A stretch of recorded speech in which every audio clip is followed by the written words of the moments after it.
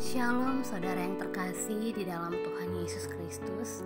Renungan kita pada hari ini Selasa 20 September 2022 berjudul Bertobat dan Pulih. Bajaklah tanah hatimu yang keras, karena sekaranglah saatnya untuk mencari Tuhan. Hosea pasal 10 ayat 12, firman Allah yang hidup. Bahan bacaan Hosea pasal 7-10.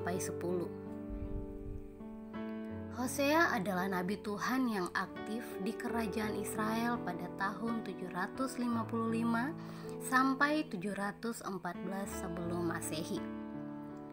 Hosea termasuk nabi yang ekstrim dalam perintah kerjanya, karena dia diperintahkan mengambil perempuan sundal menjadi istrinya sebagai gambaran Allah dengan Israel. Hubungan Tuhan dengan umatnya begitu intim sehingga diumpamakan sebagai hubungan suami istri. Namun Israel mengkhianati hubungan dengan Tuhan dengan berbagai macam dosanya, penyembahan berhala, persinahan, serta berbagai macam dosa lainnya. Sesungguhnya tugas kenabian Hosea adalah wujud kasih Tuhan bagi umatnya. Tuhan ingin agar umatnya kembali kepada kasih-Nya.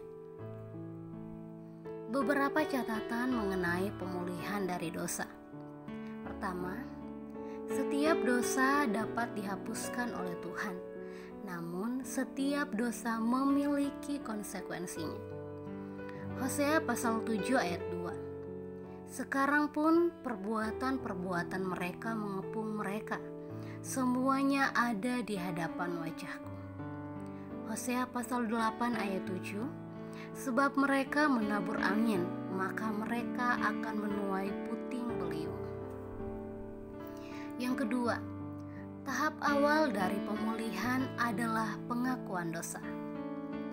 Dosa senang bersembunyi di kegelapan. Pengakuan adalah wujud penerimaan akan terang yang menyingkapkan kegelapan dan akhirnya membuat gelap sirna. Sementara dusta sepertinya dapat mengamankan diri untuk sementara, tetapi sebenarnya menjadi alat iblis untuk menancapkan patok kekuasaannya. Hosea pasal 7 ayat 1. Apabila aku menyembuhkan Israel, maka tersingkaplah kesalahan Efraim dan kejahatan-kejahatan Samaria.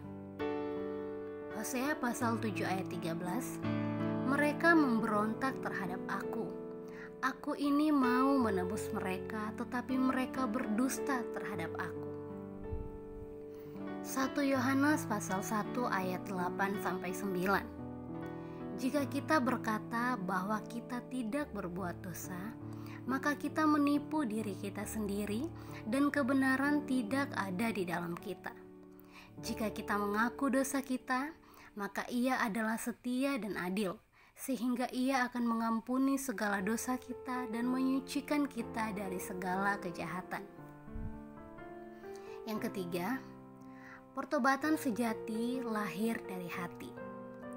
Mirisnya, pertobatan Israel bukanlah pertobatan yang sejati. Landasan tindakan mereka bukan karena kerinduan terhadap pribadi Allah, tetapi karena ekonomi mereka yang merosot. Hosea pasal 7 ayat 14. Seruan mereka kepadaku tidak keluar dari hatinya, tetapi mereka menoreh-noreh diri karena gandum dan anggur. Refleksi, apakah Anda masih terikat dengan dosa? Apa alasannya? Apakah itu karena tipu daya iblis, intimidasi, takut tertolak, atau merasa tak berharga?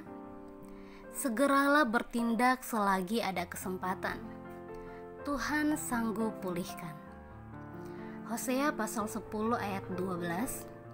Sebab sudah waktunya untuk mencari Tuhan sampai Ia datang dan menghujani kamu dengan keadilan.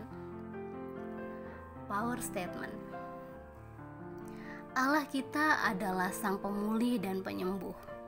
Tidak ada yang terlalu rusak untuk Tuhan pulihkan. Mari kita berdoa. Terima kasih ya Tuhan untuk cinta-Mu.